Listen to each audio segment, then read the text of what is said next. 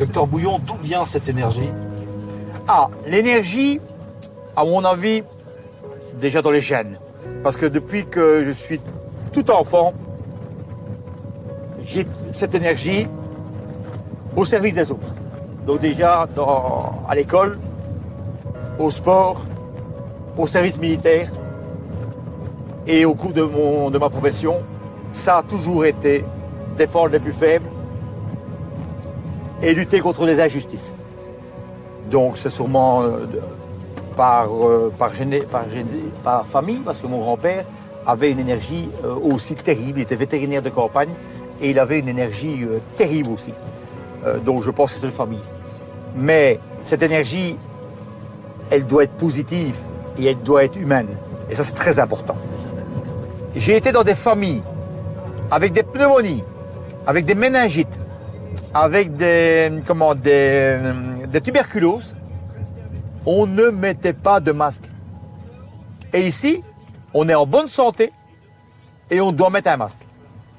Il n'y a aucune règle médicale pour le port du masque, ni scientifique. La seule chose qui domine, c'est la soumission. La soumission. On a créé maintenant des citoyens soumis. Oui, non, ça n'a rien à voir avec mon rôle de chef d'orchestre, mais qu'un artiste est... De faire. Non, votre masque. Non. D'un côté, des élites qui intimident, et de l'autre, des soignants qui refusent ces intimidations qui n'ont rien à voir avec la santé. Pour preuve, des dizaines de milliers de soignants ont préféré perdre leur emploi plutôt que de se soumettre à ces mesures jugées dogmatiques, inutiles et dangereuses.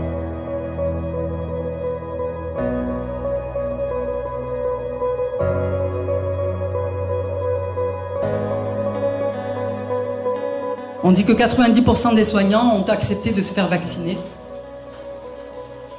50% au moins d'entre eux l'ont fait par extorsion de consentement. Aujourd'hui, ils sont écœurés, meurtris.